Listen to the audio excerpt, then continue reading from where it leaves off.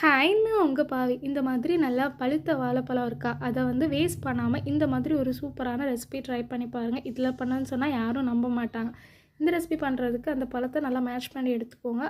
ஒரு கடாயை ஹீட் பண்ணிவிட்டு அதில் கொஞ்சமாக வந்து கீ ஆட் பண்ணிக்கோங்க. உடச்சி வச்ச முந்திரி, அப்புறம் வந்து நம்ம மேஷ் பண்ணி வச்ச வாழைப்பழம், 1 கப் அளவுக்கு ரவை ஆட் பண்ணி நல்லா ரோஸ்ட் பண்ணிக்கோங்க. அது ஓரளவு ரோஸ்ட் ஆனதுக்கப்புறமா 1 கப் அளவு ரவைக்கு 3 கப் அளவு பால் கரெக்டாக இருக்கும்.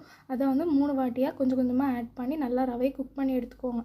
இடையில வந்து கொஞ்சமாக வந்து ஏலக்காய் பொடியும் ஆட் பண்ணிக்கோங்க. அப்போ நல்லா வாசனை சூப்பராக இருக்கும். எல்லாம் ஆட் பண்ணி நல்லா குக் பண்ணதுக்கு அப்புறமா வந்து 1 கப் அளவுக்கு சுகர் ஆட் பண்ணி அதையும் நல்லா மிக்ஸ் பண்ணி இந்த மாதிரி கன்சிஸ்டன்சியில் எடுத்துக்கோங்க. அப்புறம் வந்து ஒரு கையில் வந்து கொஞ்சமாக கீ ஆட் பண்ணிவிட்டு இந்த மாதிரி சின்ன சின்ன பால்ஸாக வந்து உருட்டி எடுத்துக்கோங்க. அப்புறம் அதே கடாயில் கொஞ்சமாக கீ ஆட் பண்ணிவிட்டு உருட்டி வச்சுருக்க பால்ஸை ஒன்று ஒன்றா ஆட் பண்ணி ஹை ஃப்ளேமில் வச்சு ஒரு 2 நிமிஷம் நல்லா ரோஸ்ட் பண்ணிங்கன்னா வெளியே கிறிஸ்பியாக உள்ள சாஃப்டாக சூப்பரான ஸ்வீட் ரெடி. கண்டிப்பாக ட்ரை பண்ணி